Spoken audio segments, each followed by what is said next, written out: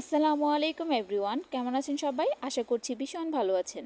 আমরাও ভালো আছি আপনাদের দোয়ায়। ইজহানের কালকে সকালের নাস্তা নুডলস, সবজি সিদ্ধ ও একটি দেশি মুরগির ডিম, সামান্য পরিমাণ সস ছিল। ইজহান সকালে তেমন খাবার খেতে চায় না, কিন্তু এই খাবারটা পুরোটাই শেষ করেছে। হয়তো তার কাছে এই খাবারটা ভীষণ ভালো লেগেছে, এই কারণে পুরো খাবারটাই সে খেয়েছে। আমি তাকে খাইয়ে দিতে চেয়েছিলাম, কিন্তু না, সে আমার হাতে খাবে না, নিজে নিজেই খাবে। তাই আমি তাকে জোর করে খাইয়ে দিইনি। পুরো খাবার শেষ করতে তার প্রায় 1 ঘন্টা সময় লেগেছে। আমি এর মধ্যে একটুও বিরক্ত করিনি, তাকে তার মতো করে খেতে দিয়েছি। সে তার মন মতো যেভাবে খুশি সেভাবেই খেয়েছে। আমি শুধু দেখেছি আর একটু ভিডিও করে রেখেছি। ডান হাত বাম হাত 2 হাত দিয়ে খাচ্ছে। যাই হোক, তার খাওয়া দেখে আমার তো ভীষণ হাসি পাচ্ছে।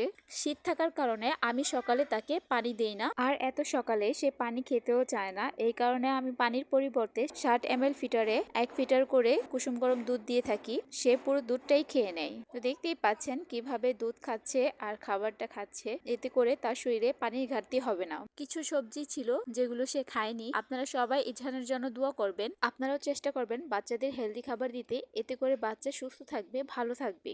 আপনারা সবাই ইজহানের পেজটি ফলো করে দিবেন এবং লাইক কমেন্ট শেয়ার করে দিবেন। ইজহানের ইউটিউব চ্যানেলটি সাবস্ক্রাইব করে দিবেন এবং পাশে থাকা বেল আইকনটি প্রেস করে দিবেন। এতে করে ভিডিও ছাড়ার সাথে সাথে আপনার কাছে নোটিফিকেশন চলে যাবে।